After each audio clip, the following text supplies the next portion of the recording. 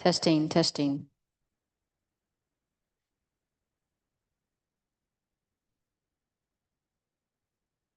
Testing. There we go. Testing. Hello, Ian. Would you mind unmuting and let me know you can hear me? Yes, yes, testing. Wonderful, wonderful. Thank you, sir. How are you this evening? I'm doing excellent. Good, good. It's a good week to start with karma, and we have the excellent karma to have Venerable Rabina starting tomorrow. I'm excited about that. I know you have. Yes. So, are you going to be able to listen in? I don't know, but I heard Dalai Lama's birthday was yesterday. Yes. Yeah, it was. We had a great celebration here. I'm sorry. I'm glad to hear that.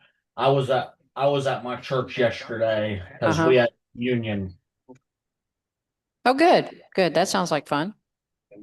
Actually, I'm glad you're looking forward to Miss Rabina. Yes, I hope you can hear some of it. Can tune in. I think I can watch Zoom. I can't do it on Wednesday because I'm over at my church for choir practice. Okay. Okay. She's got several teachings this week. So just, of course, just check the schedule. I'll check it out. Yeah. Mm-hmm. There's Paul.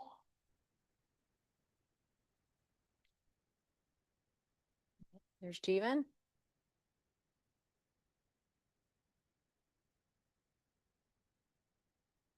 Hey, Jeevan, how are you? Good, good. There's Rainey.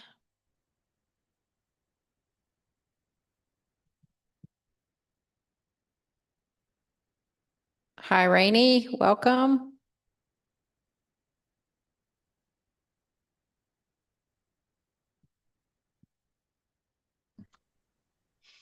Hi, Lisa. Long time no see. Yeah, long time. Long time.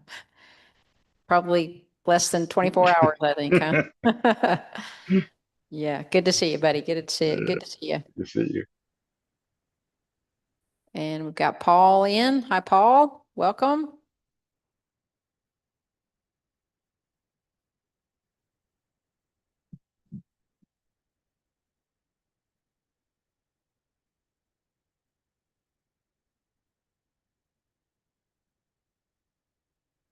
Right, there's Ben.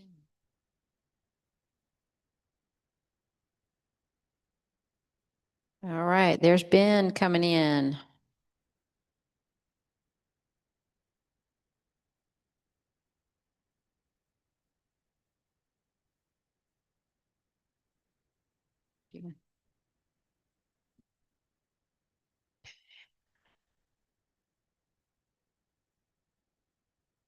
Hey, Cody, how you doing? Good, good. Good to see you. Welcome back. You weren't scared away. Don didn't scare you away last week, huh?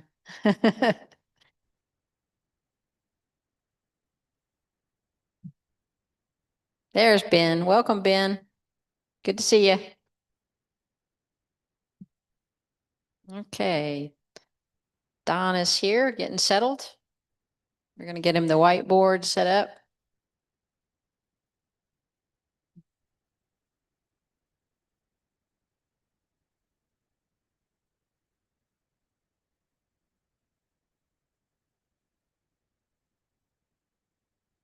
Yeah, I saw her here last week.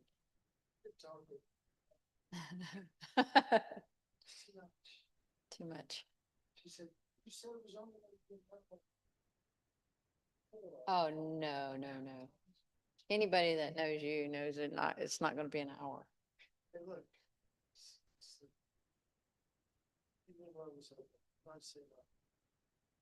Tom was always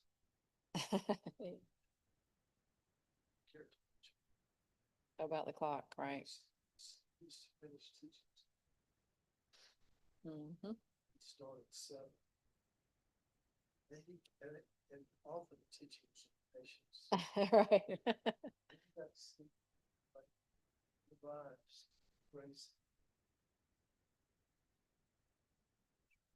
Challenging you. He knew how to teach it. He knew how to teach it that way, yeah.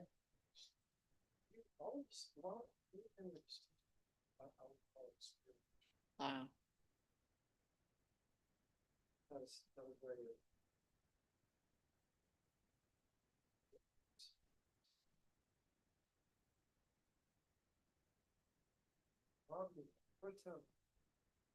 So I went to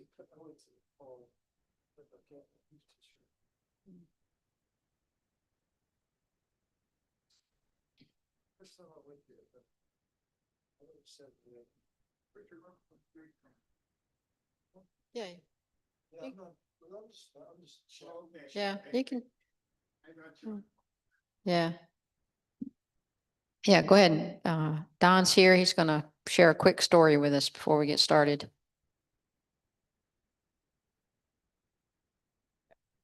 Hello.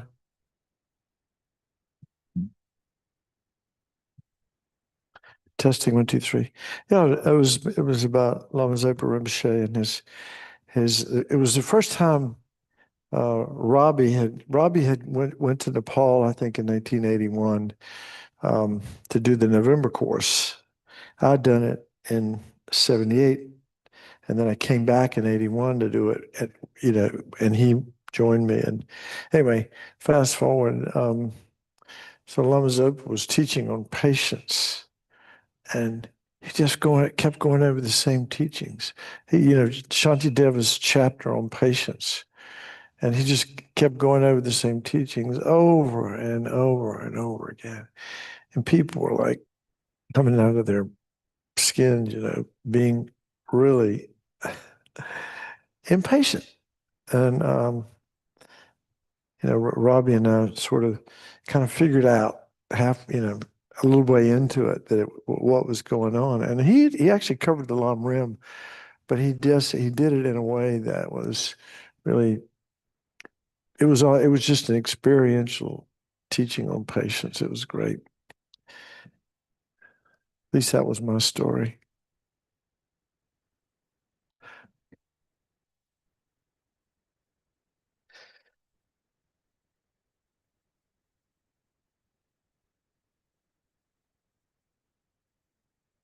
Hello.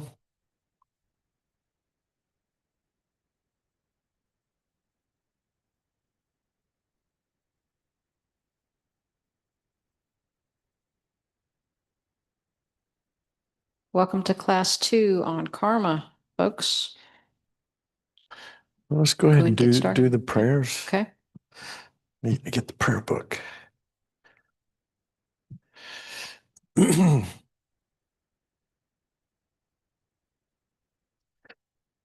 So what we're going to do is we'll start out with the prayers, and then we'll do meditation, a sort of short meditation on on the 4 laws of karma that we discussed last week, and we'll go over that again, of course.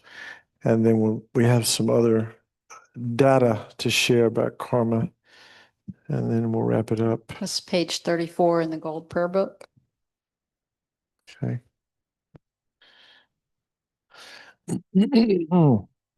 By the way, I hope people have a chance. If you've never heard Venerable Robina, has anybody heard her before? Yeah. So she's amazing. She'll be here tomorrow, and I think 4 days in a row. Oh, really? Okay. All right. So she's here the whole week. Yeah, she's something. She's a really great teacher. And the great teachers like her wouldn't, aren't getting any younger. So it's a really precious opportunity to hear somebody like her who's like been living the Dharma for so many years. Okay, so the refuge and bodhicitta prayer, and then we talked about that last week, the 4 measurables and measurable. Some people do these slower too, but it's, just to think about it. But may all sentient beings have happiness and the causes of happiness. That is a Buddhist definition of love. So that's immeasurable love. And then the Buddhist definition of compassion, may all sentient beings be free of suffering and the causes of suffering. I don't know why I guess I can understand why they would talk about the causes of suffering because so a lot of suffering's happening in the moment, but in the future, if we haven't gotten rid of the future is going to look dismal. So we want not only the present moment suffering, but also the future suffering. And may all sentient beings be inseparable from the happiness that is free from suffering. And that's called great joy. Not really, always been a little confused by that, but I can figure it out. May all sentient beings be inseparable from the happiness that is free from suffering. That sounds a little bit like nirvana. And then the fourth of these four immeasurables, may all sentient beings abide in equanimity, free from attachment for friends and hatred for enemies. So there's, this whole equanimity is there are different kinds of equanimity, but this is the one. Like for example, in the Theravada tradition, they talk about equanimity, but it's a mind that's like really completely placid, kind of really calm. Here we're talking about specifically free from clinging to the things that are pleasurable, our friends, family, all the, what we sometimes we say, we're addicted to deliciousness, clinging to those things that are delicious, and feeling aversion to enemies, which is a metaphor for just everything that's not delicious, things that we feel aversion towards. So in fact, aversion is just, I'm attached to not having this, isn't it? It's just another form of attachment. So, may also be being. So let's do the four measurables. We'll do the refuge bodhicitta, four measurables, civil and prayer, short mandala offering, and then we'll do the meditations. I go for refuge until I'm enlightened to the Buddha, the Dharma, and the Supreme Assembly. By my practice of giving and other perfections, may I become a Buddha to benefit all sentient beings. I go for refuge until I'm enlightened to the Buddha, the Dharma, and the Supreme Assembly. By my practice of giving and other perfections, may I become a Buddha to benefit all sentient beings. I go for refuge until I'm enlightened to the Buddha, the Dharma, and the Supreme Assembly. By my practice of giving and other perfections, may I become a Buddha to benefit all sentient beings. May all sentient beings have happiness and the causes of happiness. May all sentient beings be free from suffering and the causes of suffering. May all sentient beings be inseparable from the happiness that is free from suffering. And may all sentient beings abide in equanimity, free from attachment for friends and hatred for enemies. Reverently, I prostrate with my body, speech, and mind. I present clouds of every type of offering, actual and imagined. I declare all my negative actions accumulated since beginning this time, and rejoice in the merit of all holy and ordinary beings. Please remain until the end of cyclic existence and turn the wheel of Dharma for living beings. I dedicate my own merits and those of all others to the great enlightenment. And then the mandala offering. This ground anointed with perfume, strewn with flowers, adorned with Mount Meru, or continents, the sun and the moon. I imagine this is a Buddha fill and offer it. May all living beings enjoy this pure land. Idam Guru Ratna Mandala Kamnya Yatayami.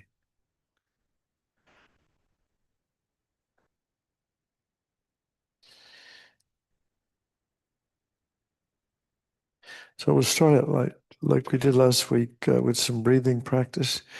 You can remember the 9-round breathing. You can do that, or you can just count your breath, or just focus on the sensation of breathing, say at the tip of the nose or the rising and falling of the chest. But the point is to let the conversations and whatever's been going on today, just drop it and bring your mind into the present moment, focusing on the sensation of breathing.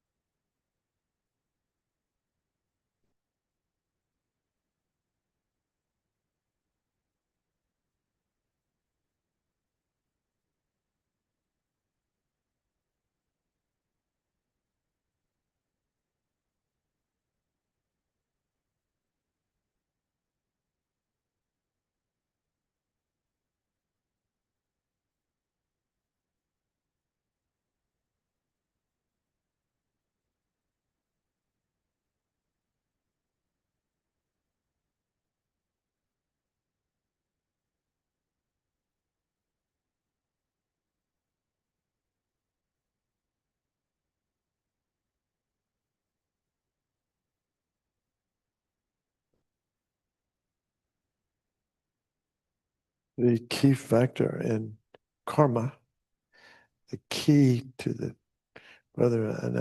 real key to whether an action is virtuous, um, particularly virtuous, is a motivation.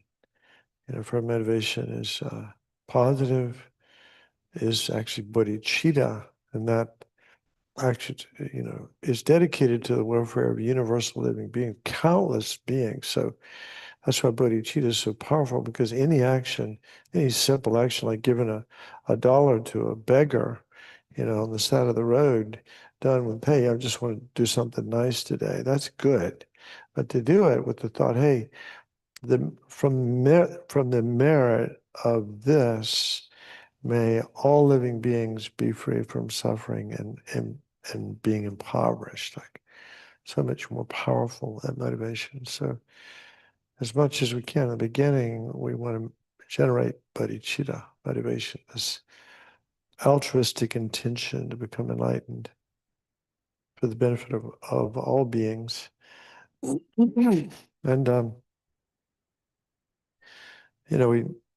we we talk about this a lot, about you just can't leap into that motivation. It's not a default mode to think of others first, like, oh, I'm going to dedicate my life to, um, purifying my negative karma and cultivating all my positive qualities so that I can be of the greatest possible benefit to others. That's not generally how we think. Usually we think of me, I 24/7. And that's creates a lot of karmic problems for us. So for a minute, I'll just touch on the contemplations that we do to develop bodhicitta. Remember, always, those of you who've taken this course, maybe you've memorized them, maybe you haven't, but we always start out with equanimity, right? Because we're trying to build this palace of bodhicitta on, it has to have a firm foundation, and since it's dedicated to all beings, not just, we're not getting enlightened just for our loved ones, our closest family and friends, but even the strangers and the people that we feel aversion to. So that we need to develop this mind, this equanimous mind, where we don't cling to friends, feel aversion to the enemies, or others, and feel indifference toward the vast number of beings on the planet. We develop a equanimous state of mind that excludes nobody. And then we bring to mind the fact that all beings have been our mother in past lifetimes, just like our mother's been our mother in this lifetime and will again in future lifetimes. All beings, in every lifetime we had to have a mother. We've been born countless times. And so, again, creatively align with this notion that this possible, that all beings have been that have that relationship with me, like mother. And then we remember the kindness of all of kind mother sentient beings. And usually we think of the kindness of our mother of this life, or whoever was extremely kind to us in our growing up. We bring to mind that feeling of kindness and warmth. And again, usually it's toward a mother. And then we extrapolate that to all beings. We remember the kindness of universal living beings when they were our mother. And then we focus on um,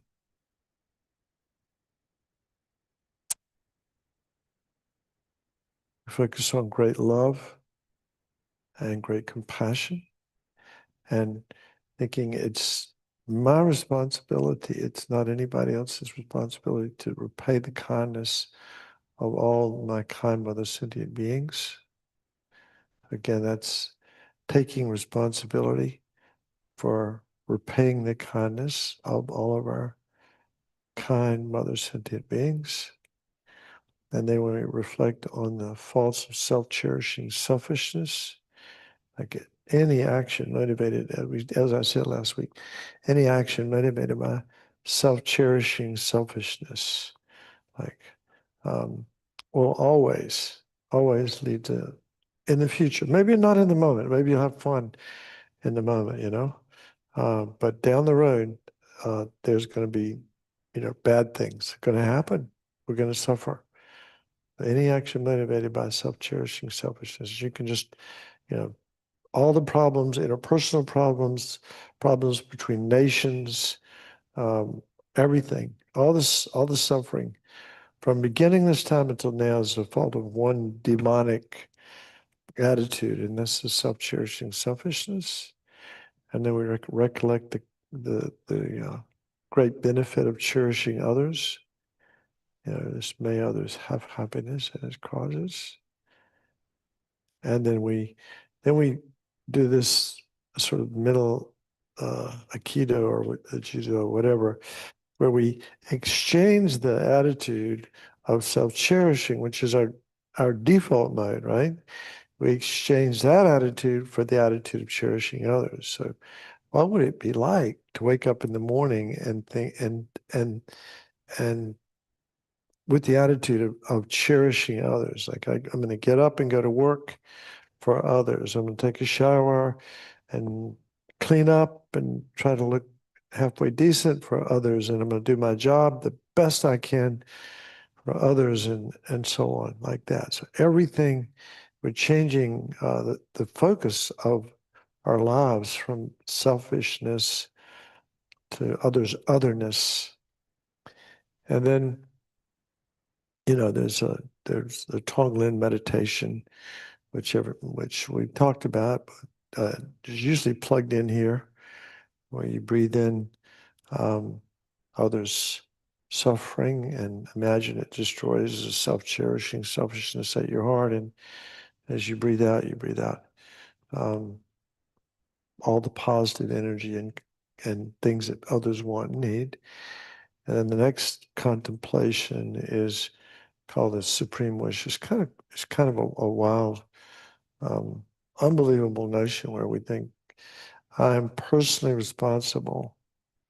This is the Bodhisattva's vow, by the way. I'm personally responsible for the happiness of universal living beings. Personally responsible from guiding them from their current state of confusion and unhappiness and misery and whatever else is going on, to supreme enlightenment. That's by myself alone, as Lama Zopa would say. It's my job. I'm personally responsible for guiding all living beings from wherever they are now to supreme enlightenment by myself alone. The supreme wish, and then we do a little quick reflection and we realize, hey, I can't even do that for myself. So who can do that? Who can do that? Only a Buddha can do that. Only someone who's eliminated all of their faults and have developed all the good qualities, perfect compassion, wisdom, kindness, and so on. Who has clairvoyance, who knows exactly to do what to say and do for each individual, knows the minds of everyone, and knows how to guide them individually. From confusion and suffering to supreme enlightenment. So the only being that can do that to Buddha. So we're going to play the biggest game of all. We're going to play the game of enlightenment. That our aim is to become a Buddha, to become a fully enlightened being for the benefit of others. We want to help others. We want to guide others. We want to do that. And the method to do that is one's own enlightenment. That's bodhicitta. You can see it's not easy to flip into that state of mind without doing these contemplations like this.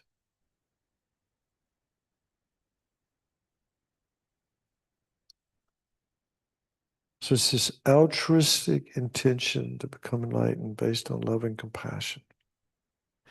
Then we'll talk about the four laws of karma that we talked about last week. Pretty straightforward and yet really very profound, important to realize, and important to be aware of them because our teachers say this. I'm sure there are people that don't do this, but for most of us, 24/7, most of our thoughts are motivated by self-cherishing, selfishness. Therefore, most of our thoughts are creating negative karma. Most of our actions of body and speech and mind are creating negative karma. So it's so important to understand these principles. So we have a strong aversion to creating negative karma and a strong proclivity to want to create positive karma because that's the cause of happiness. merit. Sometimes we use the word merit, but it's positive karma. So the first one is just straight up, positive actions lead to happiness. And we're not talking about short-term happiness. It's really the long-term consequences of an action. If it's happiness, that action was virtuous. Okay? And if the long-term consequences of an action is suffering, that action was non-virtuous.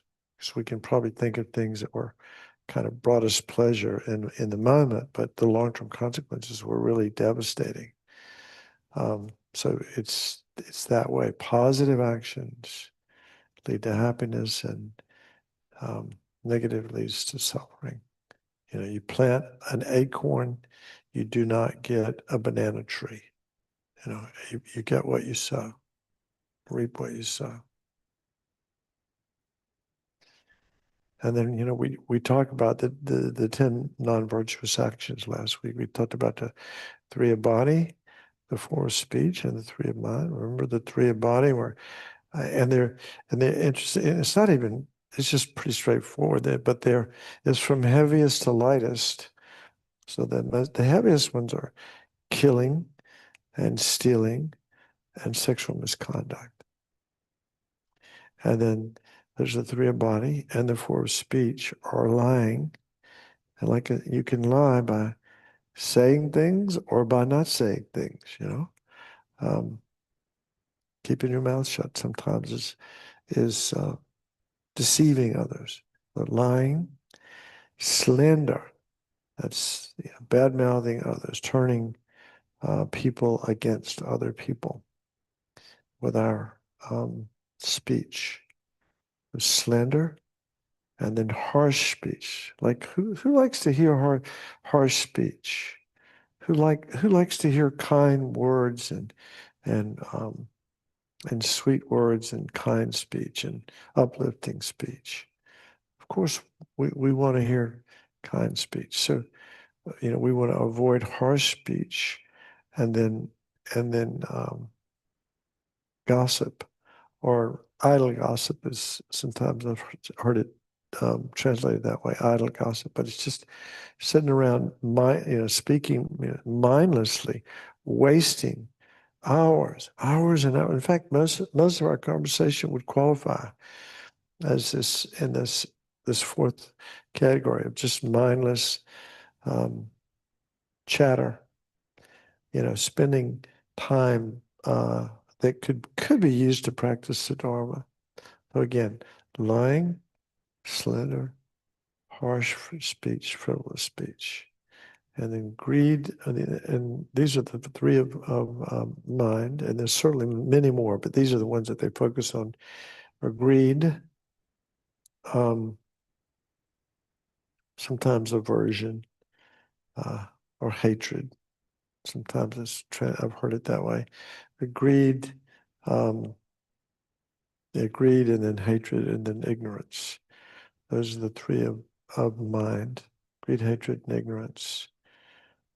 So it's sort of, and then there's pride and jealousy, and there's supposed to be like 84,000 delusions. So there's a lot of work to be done, but those are the heaviest ones mentally.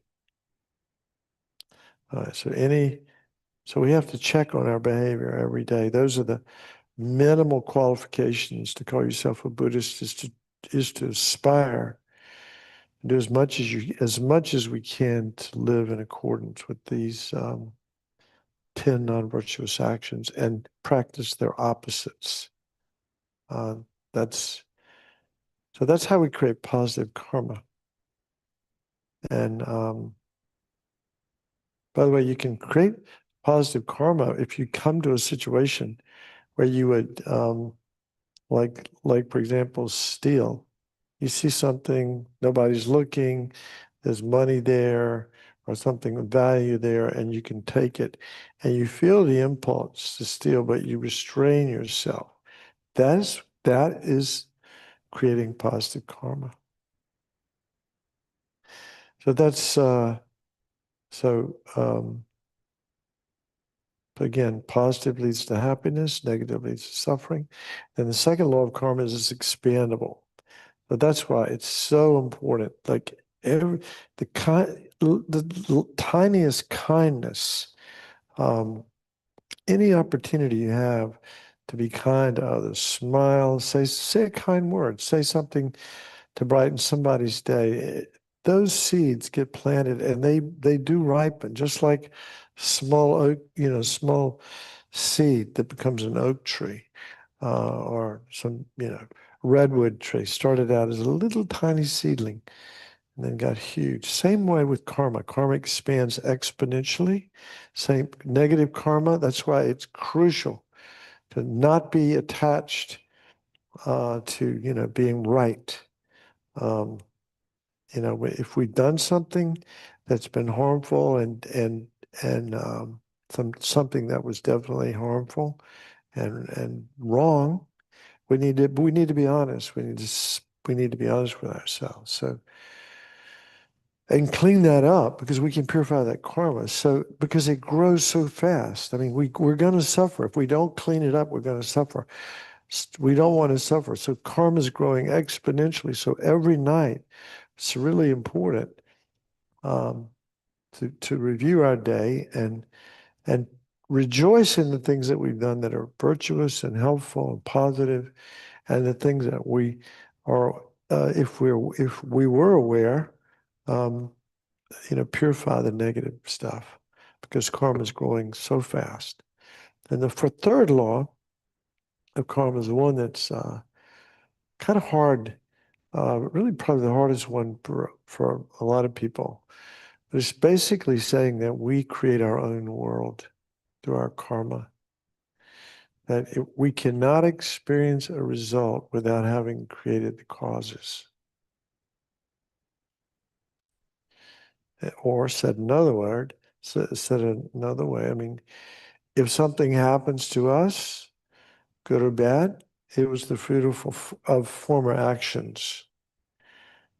It was the fruit of former actions, not necessarily done by you, the personality of you, whatever your name is, but, seeds that were planted on your mental continuum in past lifetimes, now are ripening. And so if we experience a result, we created the causes. That's the,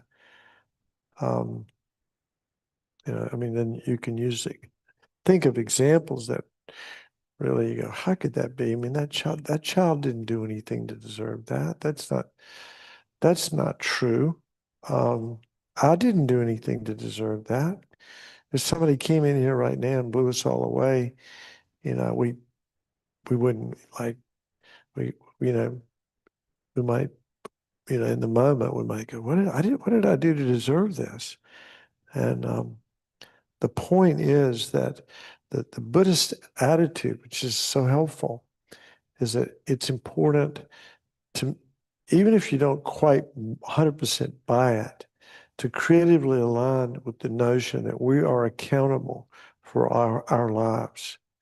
That, whatever happens, I'm accountable. I'm never a victim. I'm never going to choose victim. I'm going to choose I'm accountable. I don't know how I'm accountable, but I'm going to choose I'm accountable. All right. The beauty of accountability is that, hey, if I created this, then I can create that. And that could be something amazingly good. So if we have the power to create a lot of suffering for ourselves, we have also the power to create joy and a nirvana and even Buddhahood. Again, so if we experience a result, we cannot experience a result that we didn't create the causes for. Therefore, we are responsible, accountable for everything in our lives. And it's a great way to approach life. Being a victim and angry all the time, they did it to me and blah, blah, blah. Not a good way to see the world. In fact, it's guaranteed to lead to suffering and depression. It's not healthy. So then the fourth law of karma is that it's never lost. When we plant a seed, eventually, with a couple of exceptions, eventually that seed will ripen into either suffering or happiness.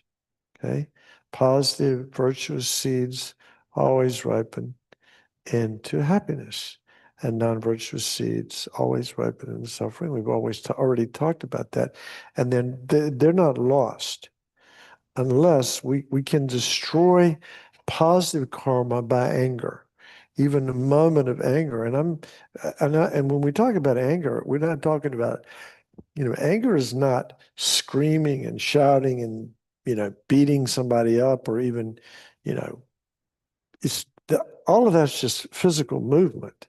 That's not anger. And the sounds are not anger. It's the mind that's angry. Okay.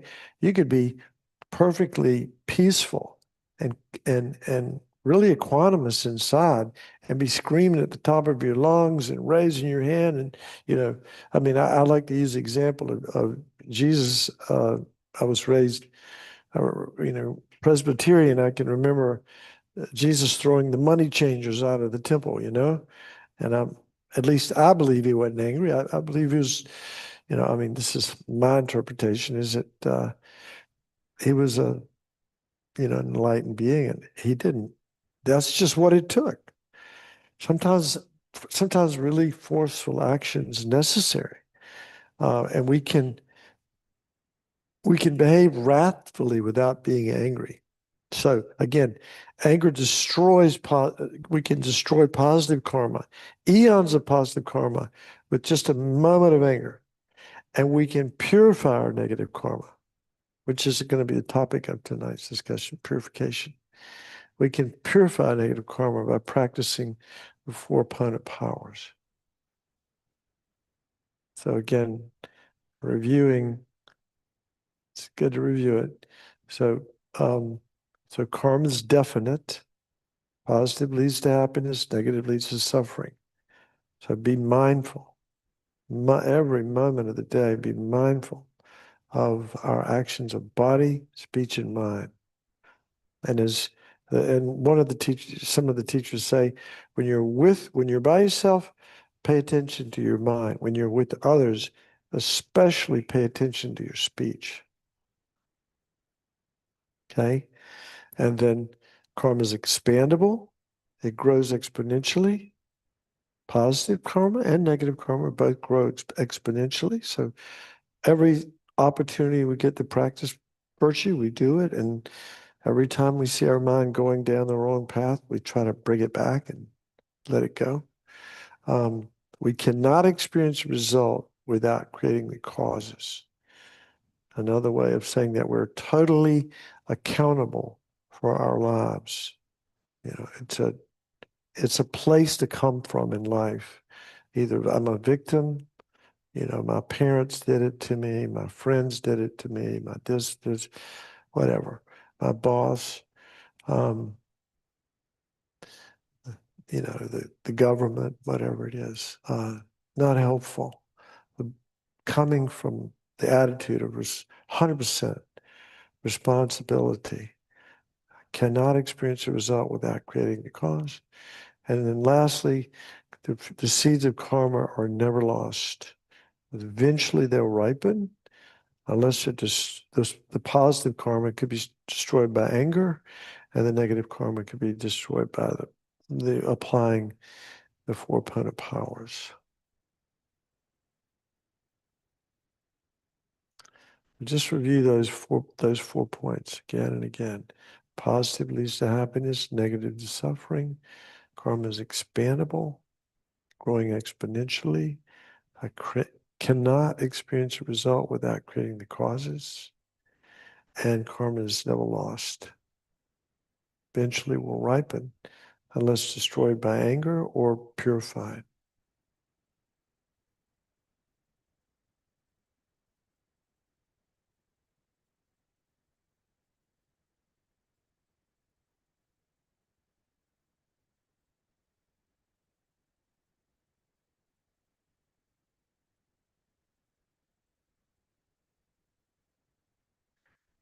Okay. Now, I didn't let anybody ask questions or ask questions last week. So does anybody have any questions so far? Anyone here have a question? I can get the mic to you. Or a comment? And if you're online, just unmute.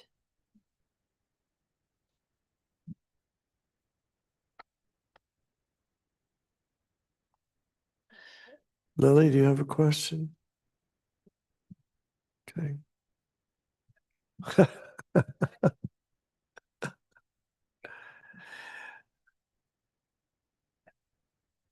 I have answers, but it might not be the right one. Yeah. But I'll do my best. My question, the part that it's really hard for me to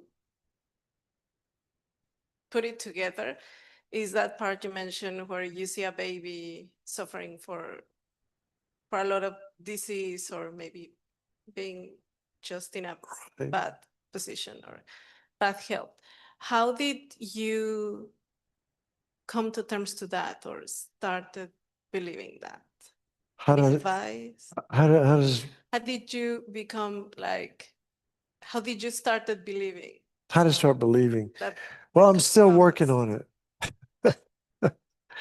No, that's that's the reason I said it's the hardest one. It's the hardest one. And I think the key point here is for us is it's about we need to pay attention to our mind. Now, it does explain everything, by the way. Karma explains everything, doesn't it? I mean, you could say, for example, that newborn baby is in the NICU and is dying because of past karma.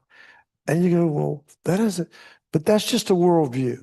That's just a choice that as a Buddhist, if you buy into all the nuances of karma, and it's said, by the way, don't feel badly. I don't feel badly about it either. They say only a Buddha really truly understands karma completely. In other words, we have a long way to go. But I like to tell this story. This is a story similar to what you're talking about.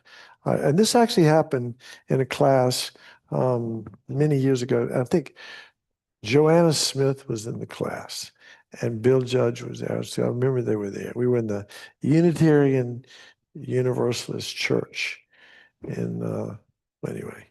And there were maybe like 20 people in it was one of these how to meditate, introduction to Tibetan Buddhist meditation classes that I used to teach back in the day.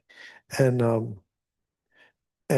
so there were maybe 20, 25 people there. And there was one lady when I got to this subject, this topic of you can't experience a result without creating the causes, and that need to have an attitude of accountability.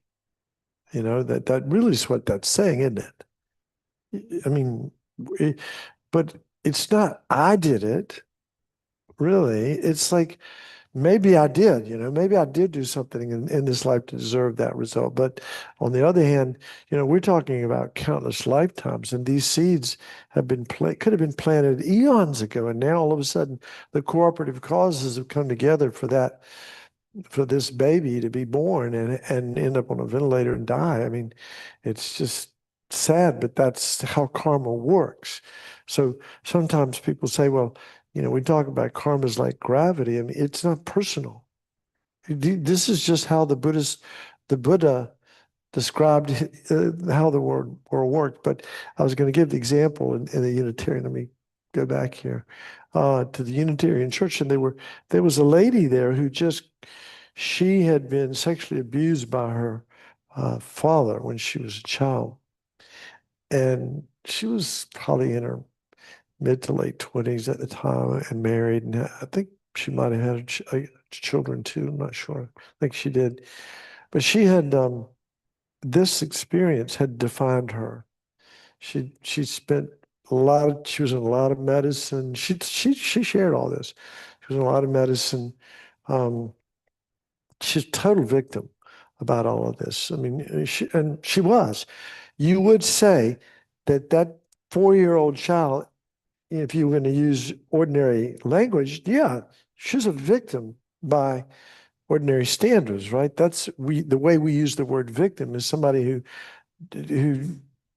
for no reason didn't from their side, they get harmed. So we call those, that's the correct use of the term victim. But so this lady was a victim when she was a child and went on for quite a few years. And then as an adult, it just governed her. It just destroyed her life, basically, her peace of mind. And so she was telling this story. And and and I'm going, well, what am I going to say now? Because it was really heart-wrenching. But the lady sitting next to her, so amazing. There was a young lady who was about 4 or 5 years younger than her, said, I had the same thing happen to me. My dad sexually abused me. I went through all of those things, and I was angry as hell about it for a long time. And then sometime in her mid-teens, she actually took a workshop, and that where she learned this concept of responsibility. And it's a choice. She said it was a choice.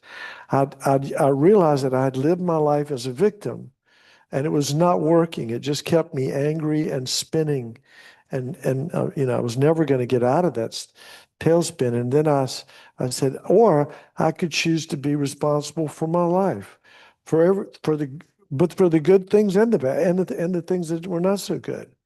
So I'm going to choose responsibility. And in that moment, kind of freed her up. She's no longer a victim.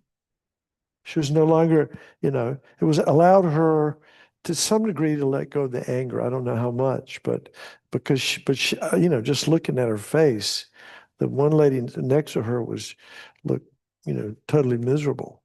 And she was so happy. And I actually knew her, and she had a husband and a wonderful life and everything. And I didn't know this about her until the class. But it's a place to come from in life, like to choose to see life from the perspective that my positive actions will lead to happiness and my negative actions will lead to suffering, and karma is expandable. And boy, I better clean up my garbage as quick as I can, because the downstream consequences of it are going to be suffering, and I don't want any more suffering. I want happiness. And then this whole notion of being responsible, it's really going to be difficult without this worldview of being accountable or responsible, to not hold on to resentment. Like if your husband or spouse cheated on you, and you get angry and you're resentful, and and I talked to a friend today. Uh, he's been divorced 17 years. And his ex-wife still has a Ouija doll where she puts sticks, she still hates him. She still hates him, hates men. I mean, she cannot get over it. And it was amazing that, because I know him and I know his ex-wife a little bit, but not very well. But I know his ex-wife's best friend. And I know that she still suffers from the resentment. So again, being responsible, taking accountability, would allow someone to more readily let go of situations where we felt we were victim. I mean, you're driving down the road and somebody, like, crosses the center line and hits you, and you end up as a quadriplegic, in the hospital, and the rest of your life, you can just move your mouth and your eyes, and you know, you just eat yourself up with anger and resentment. Somebody just destroyed my life. Or if you can take this notion of responsibility and accountability, not that it's necessarily the truth, because you were a victim. On the one hand, you didn't do anything, right? It doesn't, somebody looking at it would say, yeah, You're a victim. That guy came in, he was drunk, he came across the center line, he hit you you're a victim. But from your perspective, it's not helpful at all to be a victim, is it? From our perspective, it's important to not let our mind go there, but as much as possible to go, if I cannot experience a result that I didn't create the causes for, therefore I am responsible for my life. Good news. If I can create a mess, I can create nirvana. I can create Buddhahood. Literally create our future. That makes sense? Yeah. Any other questions?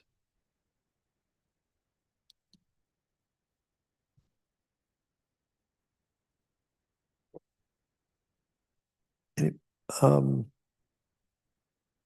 so we'll go with no? Okay. Anybody online? There's a little doggy over there. It's been mighty quiet. I guess he's cool. He's chill. All right. So the four the now the four opponent powers. Everybody should be like really anxious to learn about the four opponent powers now.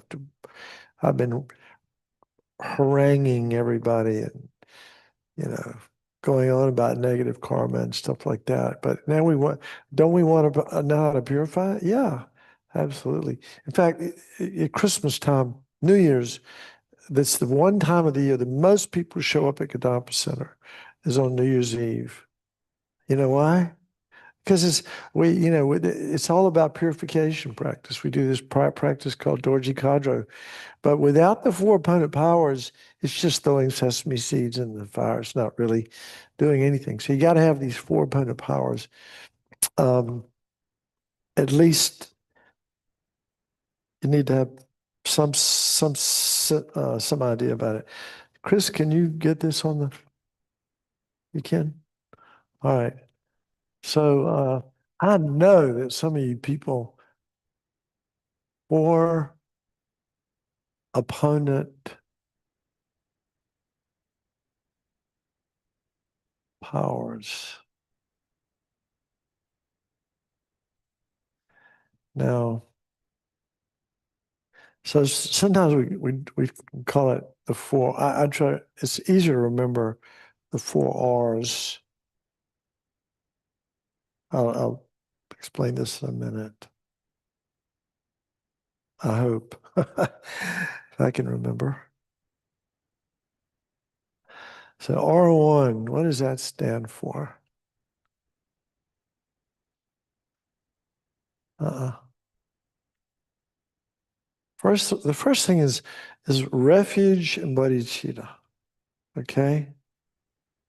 Again, this is the Buddhist version of it. Bodhicitta or compassion. All right. So, usually Rabina might be able to explain it better, but they say when you fall down, you get up where you fell down. Okay. You know, if we have refuge and we lost our refuge, we regenerate our refuge, right? Our refuge in the Buddha, the Dharma, and the Sangha, and the spiritual community. So we make a spiritual connection. That's that. And then this is compassion for ourselves and universal living beings. So that's the first of the four powers is the power of refuge, basically. And then number two, somebody said this one. So yeah, regret. So anybody think of anything they did today that they regret? You want to share? I'm just kidding. Yeah. But it really we need to be brutally honest with ourselves. I mean, if we did something that was not skillful, the first thing we want to do is justify ourselves, isn't it? Oh, I didn't do anything wrong. That was her fault, or he did it, or she did it, or, we want to be right. We want to justify, we go through our lives are driven by ego. Uh, So this is like, okay, if we did it, if we did something that was unskillful, that was motivated by greed, hatred, or ignorance, right? Remember we said last week, anything motivated by that will always lead to suffering. So let's take inventory. What did we do today? What did we say? Did we say anything? It could have been just a little thing, because karma's, we want to purify everything, right? Um, Now, by the way, sometimes I've done this practice and I can't remember. I can't remember anything that I've done, good or bad, all day, except go to work. Um, you know, just I didn't do anything special. Well, in past lifetimes, we've done everything. In past lifetimes, we made Jeffrey Dahmer look like a altar boy. The worst terrorist, the worst, person, Adolf Hitler, again, looked like an altar boy compared to us. In past lifetimes, we've been horrible. We've also been great. So we've done it all. So we want to regret everything. I regret in past lifetimes, every time I kill, I stole, unwise sexual behavior, lied, slandered, harsh, frivolous talk, greed, hatred, ignorance, in countless former lifetimes, and this lifetime, the times I can't remember. So you can do it like that. So regret, and again, this requires being honest with ourselves, and that's a hard thing to do. Um, I can speak from personal experience. It is hard to do. Regret. So what does the next R stand for? Remedy, yeah. So what are some good remedies?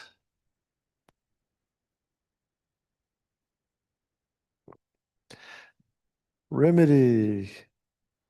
Dorji Kadra is a remedy, right? Yeah. We do sit there with the sesame seeds and we say this mantra, Om Bhadra Dakakakai. Anyway, we do this mantra over and over again, and we visualize all that negative karma coming out of our heart and into the sesame seeds, and we're feeding it to this visualized deity who just gets completely blissed out by taking our negativities. And we imagine everything I did in this past year and in past lifetimes and countless past lifetimes. Every time I've killed, we offer that. That that negativity in form of, so Doji Kadro, then the 100-syllable mantra. How many people have memorized the 100-syllable mantra? I know there are few. Yeah. Om Vajrasattva Samaya Manipalaya, that one. So there's a 100-syllable mantra. A lot of people have done it 100,000 times and done it many, I know people have done that retreat. That retreat takes a couple of months to do. Even that's like 8 hours a day. Doing 4 sessions a day, 8 hours a day takes 2 to 3 months to do it. It's a long retreat, but it's, about purification. So, Vajrasattva, just saying any mantra, Om Mani Padme Hum, Om Tari Te Tari Tari Soha. Also, it's important to apologize to people, right? Getting back to the regret, but the remedy, part of the remedy is if we've done something that's harmed someone else, and we need to be honest about it and apologize. I remember in AA, someone told me this. I don't know all the steps. Uh, Honestly, anybody who worked those 12 steps, their life would be better, from what I can tell. But one of the things they do is they say in AA is that you need to clean up the messes. In other words, go. people in relate wherever in your life you've made a mess, go back and clean it up. Apologize to people, straighten it up if it's not going to cause more problems. I mean, you know, there are situations where if you go and apologize, it could just cause a big explosion. You don't need to do that. But again, being the remedies, Buddhism has a whole bunch of remedies. I think prayer in Christianity, Buddhism has a lot of prayers. Even they say writing the scriptures out by hand is a form of the remedies.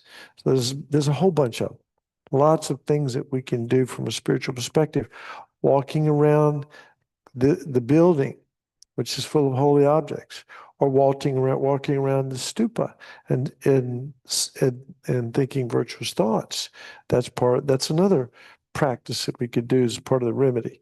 And then this is said to be the most important one.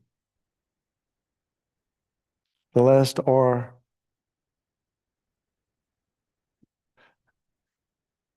Renunciation, no, but that's important. Resolve. Yeah, resolve.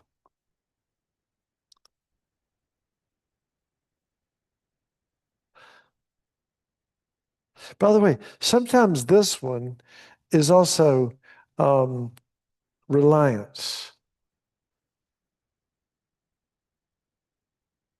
Okay, but resolve. I remember we had a teacher here one time many years ago, and he was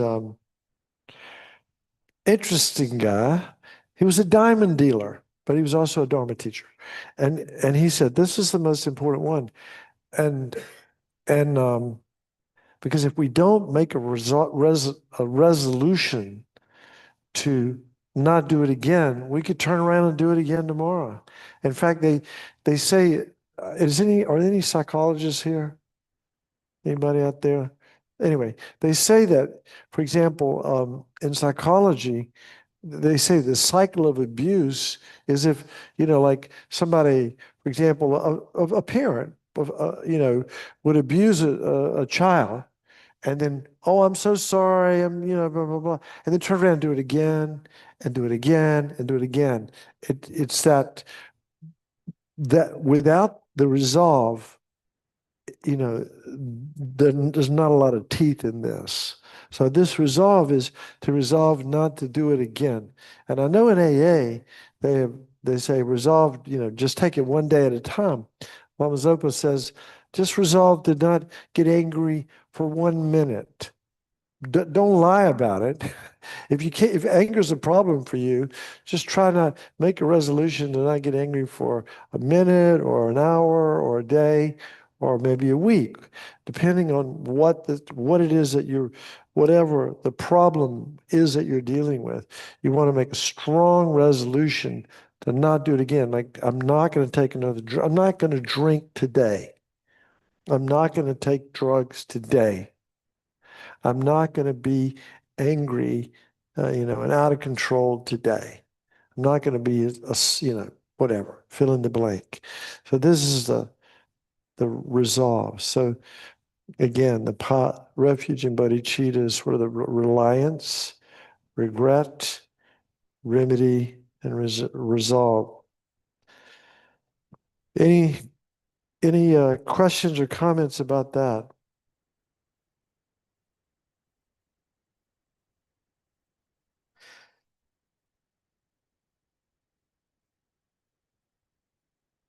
Okay. Well, let's take a moment to do a meditation and maybe let you look at your day. And we've already done, hopefully, refuge and bodhicitta. So we've already done that, the first piece, power of reliance. Let's think about things that you might have done today. And you can, by the way, there's a short, there's a 100-syllable Vajrasattva mantra, but the short one is Om Om Vajrasattva Hum. Om Vajrasattva Hum. Om Vajrasattva Hum. Or you could say Om Mani Padme Hum if you want to use, if you want to do a Buddhist mantra, so Chinrezig's mantra, you can say that. Or Om Tari Tari Tari Soha, whatever mantra you feel the strongest connection to, you could do those mantras. But bring to mind, first of all, something that you did today that you regret. And it could be something that you did or something that you said you were going to do, but you didn't do, like that.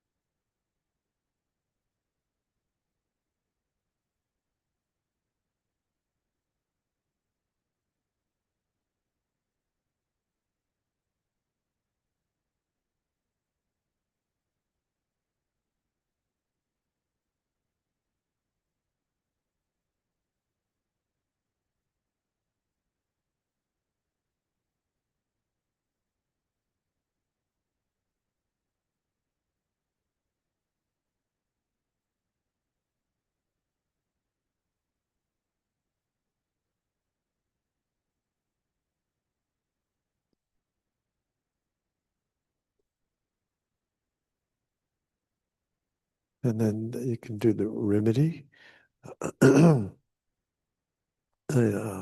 different mantras. And of course, if you've done Vajrasattva practice before, you can visualize, for example, if you do the 100-syllable mantra, you can do this with any mantra. You can imagine that light and nectar come from the deity that mantra embodies and comes through the crown of your head and completely cleanses your body, speech, and mind of all the negativities that you created. You feel pure. So you do that. You want to, you can do those mantras with the visualization. Very a powerful practice.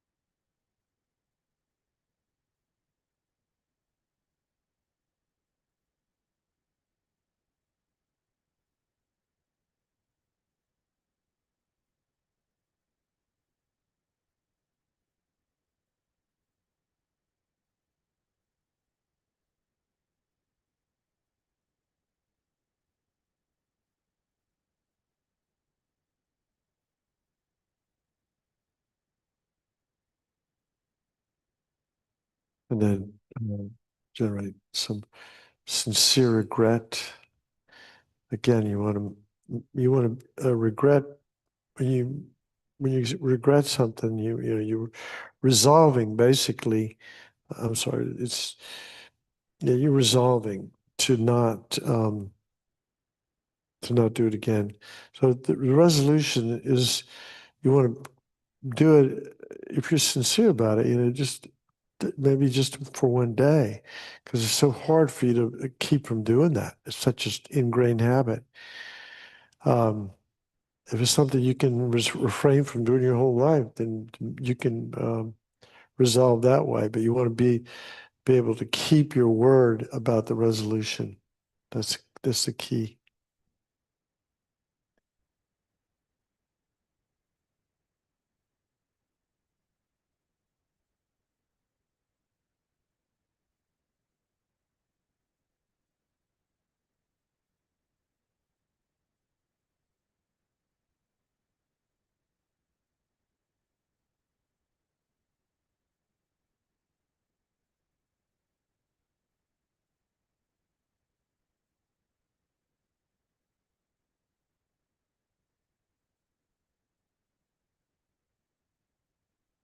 All right.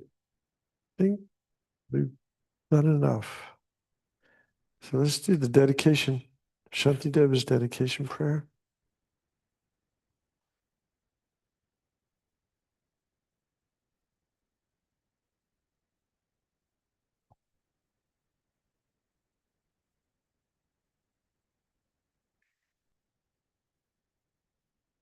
What page?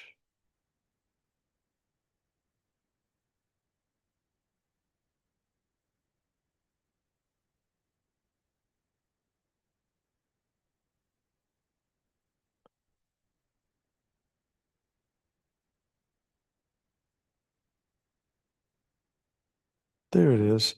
246. Master Shanti Deva's dedication prayer.